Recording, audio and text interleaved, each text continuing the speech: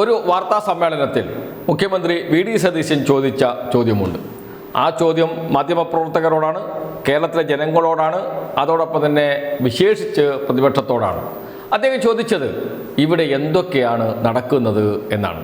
ഇവിടെ എന്തൊക്കെയാണ് നടക്കുന്നത് എന്ന് ഈ ചോദ്യം ഇപ്പോൾ തിരിച്ചു ചോദിക്കുകയാണ് മുഖ്യമന്ത്രിയോട്, മന്ത്രിമാരോട്, കോൺഗ്രസ് നേതാക്കളോട്, UDF നേതാക്കളോട്. ഇവിടെ എന്തൊക്കെയാണ് നടക്കുന്നത് എന്ന്. ഇത് പറയാൻ കാരണം കഴിഞ്ഞ ദിവസം ചീഫ് സെക്രട്ടറിയുടെ ഒരു നിർദ്ദേശമുണ്ടായിരുന്നു. സ്വാതന്ത്ര്യദിനാഘോഷ പരിപാടികളിൽ വന്ദേ മാതരം മുഴുവൻ പാടണം എന്ന് നിർദ്ദേശം കൊടുത്തത് തദ്ദേശ സ്വയംഭരണ വകുപ്പ് സെക്രട്ടറിക്കും പൊതുവിദ്യാഭ്യാസ വകുപ്പ് സെക്രട്ടറിക്കുമാണ്. എന്ന് വെച്ചാൽ രണ്ടും ലീഗ് മന്ത്രിമാരുടെ വകുപ്പാണ് എന്നുകൂടി ഓർക്കണം. അവരാണ് ഇത് നടപ്പാക്കേണ്ടത്. അതിന് നോഡൽ ഓഫീസർ ഈ രണ്ട് വകുപ്പ് സെക്രട്ടറിമാരാണ്.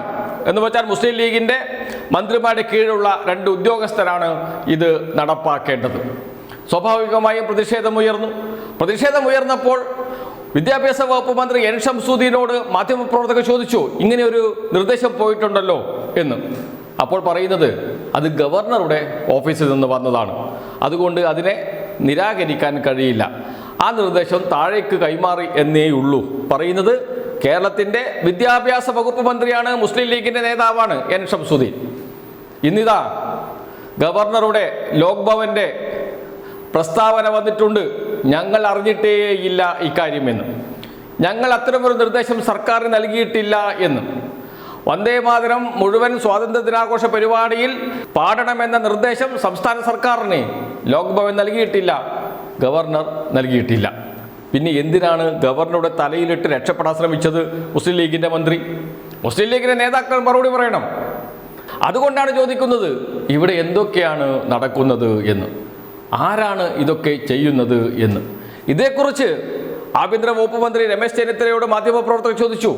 അപ്പോൾ അദ്ദേഹം പറഞ്ഞത് എനിക്കതേക്കുറിച്ച് ഒന്നും അറിയില്ല, ഞാനത് മനസ്സിലാക്കിയിട്ടില്ല, ഞാൻ മനസ്സിലാക്കിയിട്ട് പറയാം, പഠിച്ചിട്ട് പറയാം. ഇതാണ് രമേശ് ചെന്നിത്തല, ആഭ്യന്തര വകുപ്പ് മന്ത്രി, കോൺഗ്രസിൻ്റെ മുതിർന്ന നേതാവ് നൽകുന്ന മറുപടി. മുസ്ലിം ലീഗ് നേതാവ് P.K. കുഞ്ഞാലിക്കുട്ടിയോട് ചോദിച്ചപ്പോൾ അദ്ദേഹം പറയുന്നത് നേരത്തെ എങ്ങനെയാണോ ചൊല്ലിയത് അതുപോലെ മാത്രമേ ചൊല്ലുകയുള്ളൂ, മറ്റെന്തെങ്കിലും നിർദ്ദേശം പോയിട്ടുണ്ടോ എന്ന് ഞാനറിയില്ല എന്ന്. അദ്ദേഹം മന്ത്രിസഭയിലെ രണ്ടാമനാണ്, അദ്ദേഹമാണ് പറയുന്നത് അങ്ങനെയൊന്നും ഞാൻ അറിഞ്ഞിട്ടില്ല, അത്തരമൊരു നിർദ്ദേശം പോയതിനെക്കുറിച്ച് യാതൊരു വിവരവും എനിക്കില്ല എന്ന്. പിന്നെ ആരാണ് ഇതൊക്കെ ചെയ്യുന്നത്? ഉദ്യോഗസ്ഥർ സ്വന്തം നിലയിൽ ചെയ്യുകയാണോ? അങ്ങനെയാണെങ്കിൽ ഈ മന്ത്രിമാർക്ക് ഈ കസേരയിലിരിക്കാൻ യോഗ്യതയുണ്ടോ? ഇത് ചെയ്യുന്നത് മുഖ്യമന്ത്രിയാണോ? മുഖ്യമന്ത്രിയുടെ നിർദ്ദേശപ്രകാരമല്ലാതെ ചീഫ് സെക്രട്ടറിക്ക് അത്തരമൊരു നിർദ്ദേശം നൽകാൻ കഴിയുമോ? ഒരിക്കലും കഴിയില്ല. അപ്പോൾ ആരാണ് കഥയിലെ വില്ലൻ? മറ്റാരുമല്ല, മുഖ്യമന്ത്രി വി.ഡി. സതീശൻ തന്നെ. മുഖ്യമന്ത്രി വി.ഡി. സതീശൻ്റെ നിർദ്ദേശപ്രകാരം ചീഫ് സെക്രട്ടറി നിർദ്ദേശം കൊടുക്കുന്നു. അതിനുശേഷം മുസ്ലിം ലീഗിൻ്റെ മന്ത്രിമാരോട് പറയുന്നു ഗവർണറുടെ നിർദ്ദേശമാണ് എന്ന്. അത് മാധ്യമപ്രവർത്തകരോട് പറയുന്നു മുസ്ലിം ലീഗിൻ്റെ മന്ത്രി. തൊട്ടടുത്ത ദിവസം തന്നെ രാജ്ഭവൻ, ക്ഷമിക്കണം പേര് മാറി, ലോക് ഭവൻ നിഷേധിക്കുന്നു, ഗവർണർ നിഷേധിക്കുന്നു. അപ്പോൾ കളി നടക്കുന്നത് വേറൊരു തലത്തിലാണ്. എന്ന് വെച്ചാൽ കേരളം ഭരിക്കുന്നത് സംഘപരിവാർ സർക്കാരാണ്, പരിവാർ സർക്കാരാണ്. അതിൻ്റെ ഏറ്റവും ഒടുവിലത്തെ ഉദാഹരണമാണിത്. എത്രയോ ഉദാഹരണങ്ങൾ നമുക്ക് പറയാമല്ലോ. സത്യപ്രതിജ്ഞ ചടങ്ങ് മുതൽ ഇങ്ങോട്ട്, ഗവർണറുടെ ഇടപെടൽ മുതൽ ഇങ്ങോട്ട്, ഉന്നത വിദ്യാഭ്യാസ സെക്രട്ടറിയായി RSS സംഘപരിവാർ അനുകൂലിയെ നിയമിച്ചത് മുതൽ ഇങ്ങോട്ട് നിരന്തരം നമുക്ക് പറയാൻ കഴിയും. PM ശ്രീയും PMAYയും ഒക്കെ നമ്മുടെ മുന്നിലുണ്ട്. ആവർത്തന വിരസത കൊണ്ട് അത് പറയുന്നില്ല എന്ന് മാത്രമേ ഉള്ളൂ. എന്ന് വെച്ചാൽ കേരളത്തിലെ സർക്കാർ ആരുടെ നിർദ്ദേശപ്രകാരമാണ് പ്രവർത്തിക്കുന്നത്? BJPയുടെ നിർദ്ദേശപ്രകാരം, കേന്ദ്ര സർക്കാരിൻ്റെ നിർദ്ദേശപ്രകാരം, കേന്ദ്ര BJP നേതൃത്വത്തിൻ്റെ നിർദ്ദേശപ്രകാരം. അതുകൊണ്ടാണ് സംസ്ഥാന സർക്കാരിന് എന്തെങ്കിലും വീഴ്ച പറ്റിയാൽ ന്യായീകരിക്കാൻ ഓടിയെത്തുന്നത് BJPയുടെ സംസ്ഥാന അധ്യക്ഷനും അതോടൊപ്പം തന്നെ BJPയുടെ വക്താക്കൾ ഒന്നിച്ച്. എന്തൊരു ജാഗ്രതയാണ് അക്കാര്യത്തിൽ BJP നേതൃത്വം കാണിക്കുന്നത്.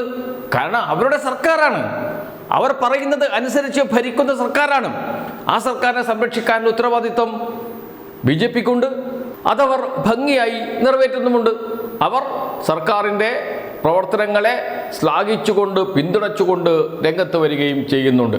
എതിർക്കുന്നില്ല എന്നല്ല, എതിർക്കുന്നുണ്ട്. അത് പുറമേ കാണിക്കാൻ മാത്രം അകത്ത് നിന്ന് എല്ലാ പിന്തുണയും നൽകുന്നു ഈ സർക്കാരിന്. കാരണം ഈ സർക്കാർ ഞങ്ങളുടെ കുഞ്ഞാണ്, കണ്ണിലുണ്ണിയെ പോലെ സംരക്ഷിക്കണം എന്ന് പറയുന്നത് സംഘപരിവാറാണ്, BJP ആണ്, RSS ആണ്. അതല്ലെങ്കിൽ ഇത്തരമൊരു നിർദ്ദേശം താഴെത്തട്ടിലേക്ക് പോകുമോ? ഇനിയിപ്പോൾ പാടില്ല എന്നാണ് കെ മുരളീധരൻ പറഞ്ഞത്. നേരത്തെ ഉള്ളതുപോലെ 2 സ്റ്റാൻസ മാത്രമേ പാടുകയുള്ളൂ എന്നാണ് പറയുന്നത്. ഇനിയിപ്പോൾ 2 ഖണ്ഡിക മാത്രമേ പാടുന്നുള്ളൂ എങ്കിലും ഇത്തരമൊരു നിർദ്ദേശം പോകാനിടയായ ഒരു സാഹചര്യമുണ്ടല്ലോ. ചീഫ് സെക്രട്ടറിക്ക് അത്തരമൊരു നിർദ്ദേശം നൽകാനുള്ള ഒരു തൻ്റെ ഇടം, അതല്ലെങ്കിൽ അത്തരമൊരു ധൈര്യം അതെവിടുന്ന് കിട്ടുന്നു?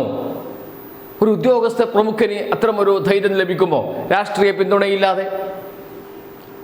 പിന്തുണയില്ലാതെ മുഖ്യമന്ത്രി അറിയാതെ മന്ത്രിമാരറിയാതെയാണ് ഈ നിർദ്ദേശം ചീഫ് സെക്രട്ടറി നൽകിയത് എങ്കിൽ മുഖ്യമന്ത്രിക്ക് പോലും ആ കസേരയിരിക്കാൻ യോഗ്യതയില്ല എന്ന് പറയേണ്ടി വരും.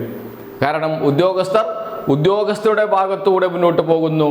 കേന്ദ്ര സർക്കാരിൻ്റെ BJPയുടെ നിർദ്ദേശങ്ങൾ അതേപടി അനുസരിച്ച് മുന്നോട്ട് പോകുന്നു. തടയാൻ രാഷ്ട്രീയ നേതൃത്വത്തിന് കഴിയുന്നില്ല എന്ന്.